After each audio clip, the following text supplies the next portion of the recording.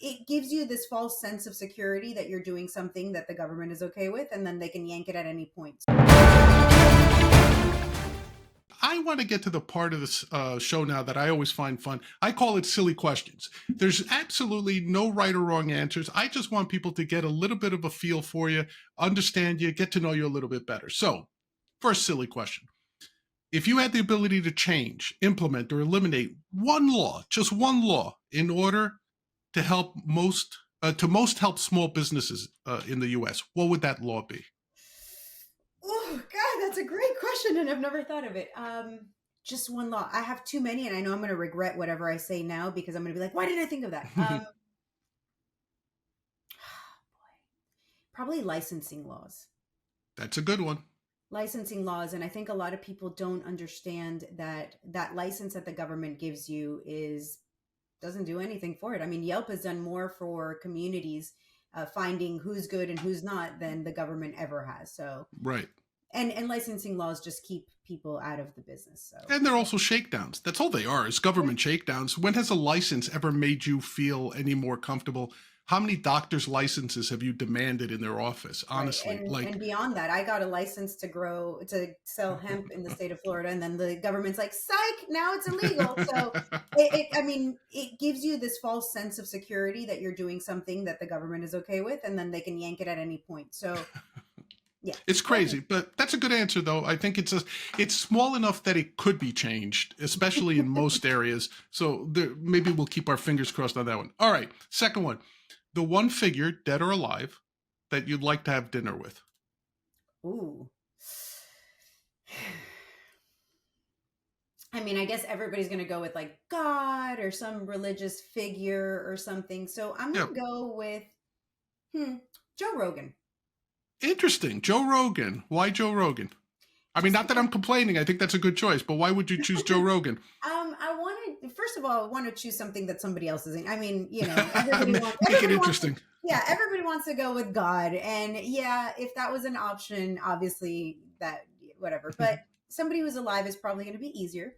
And I don't know, it's my mission to get on Joe Rogan at some point. And I just think that, he's got a crazy story and he knows everyone and he's totally into ancient humans, which I am too. And I think it would be a crazy conversation. We could talk about all sorts of drugs he's tried.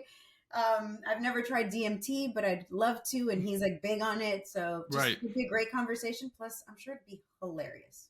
And a lot of us owe this podcast format to him. It's pretty format, the long format, especially because I started in podcasting in 96, believe it or not. I was literally one of the first podcasters, so much so that I started it, quit, and came back to it before anybody ever noticed I was around. So, but the one thing I will say is the long format, him and Mark Maron created these long format shows that people have grown into. So he does deserve a lot of credit like that. Okay, great. You're watching TV, or your streamer, you're flipping channels or streams. What's the one movie, if you flash by it, you're like, I'm not moving off of this. I got to watch this till the end. And it's like, what's the one movie that when that happens, you're planting yourself, you're grabbing a drink and some sort of beverage or refreshment, and you're saying, I'm watching this till the end. Or a joint. Contact. With interesting. Jodie Foster. Yeah. I've never heard that as an answer, so you're very unique in that sense. I've always been fascinated with outer space and what's out there and this idea. I think that's why I do like the ancient human type of, conspiracies or whatever. Just this notion of something that is bigger than us out in the world. Excellent. Have you seen it? Have you seen Contact? I have seen it, but I will not say. Look, I'm basically an idiot. So the things that I stop and watch to the end, which drives my wife crazy, will be something like Animal House, or or something like that. Just like and what makes it worse is I've got the whole thing memorized, which drives my wife up a wall. It's like, well, okay, if I have to watch this, can you at least shut up so I can listen to the movie? So yeah, but no, that's a good. I love the idea of it. It's just such a great movie. Jodie Foster's such a great actress. Yes, she is excellent. Okay, good choice. What's the one thing that someone will say to you, thinking that it's a benign comment, but secretly it's driving you up a wall? Oh my God. Okay. It happens all the time too. It's you look great for 4 kids. I appreciate that. I Right. do. But also, thanks. Yeah, it's that left-handed compliment, right? It's like, Yeah. You yeah, look great for 4 kids. for 4 kids. For Yeah, 4 kids. If I would yeah. have only had 2, then you look like shit. Or if you didn't have any at all, who knows? But right, 4, Oh you my look God, great. bottom of the barrel. But you do have 4 kids, so that just puts you up a few notches. I could see where that would drive you up a wall. Absolutely. Okay, and the last one. Who would you say is the libertarian, again, philosopher, politician, just someone you know who had the greatest influence on you?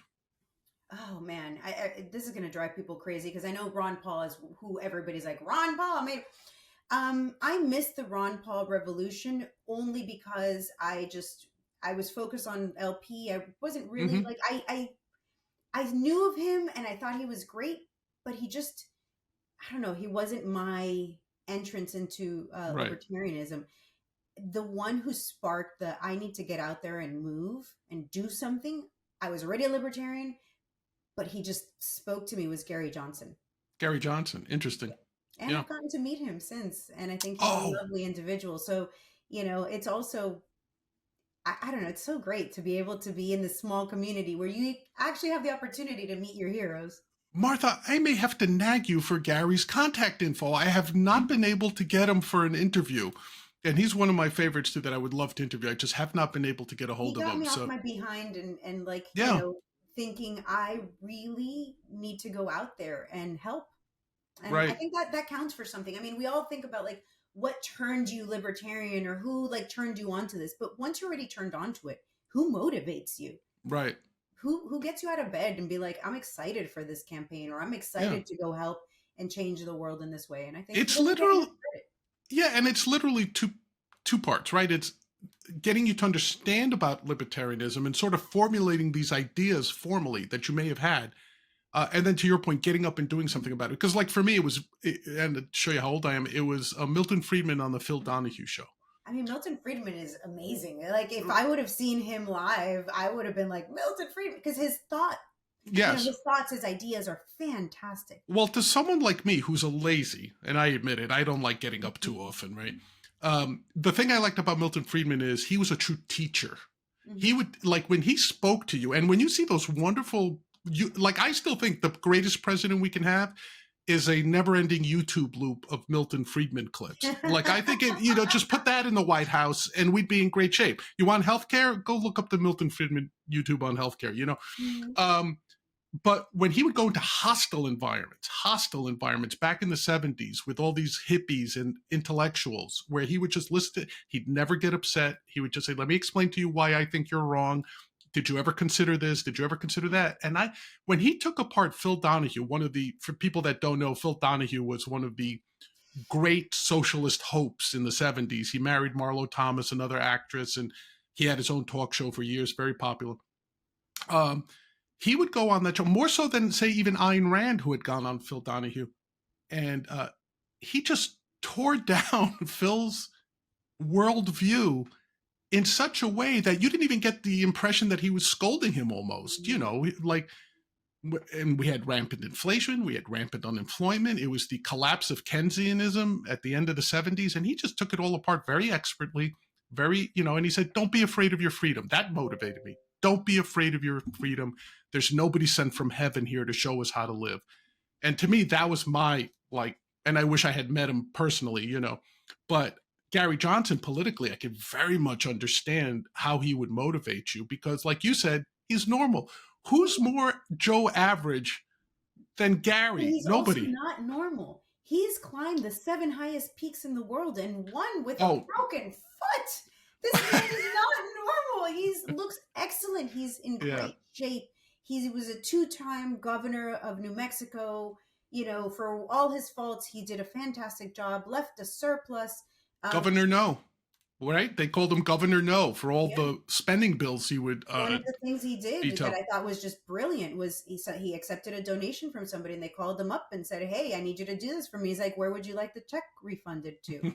And so those things spoke to me because he had moral character. He had, he was a businessman. He started a handyman business with his hands and then grew it into this great company. And then he Construction was like, business, yeah. right. And then he's like, I'm going to go out and help my community. I mean, what an inspirational man. Yeah. And, it's to see him criticized over, his stance on marijuana, which he was right about, to see him criticize. And he used to take it in stride and be like, I'm going to be the highest in office. And I was like, I see what you did there. And I'm a fan. Yeah, I think he was just, people don't give him enough credit for bringing in, the Libertarian Party grew under him without him even being part of the party, really, just as presidential candidate twice. Right. No, And that's a great choice. Very good choice. Martha Bueno, thank you so much for this opportunity to talk to you. You were a pleasure. Very, very good conversation.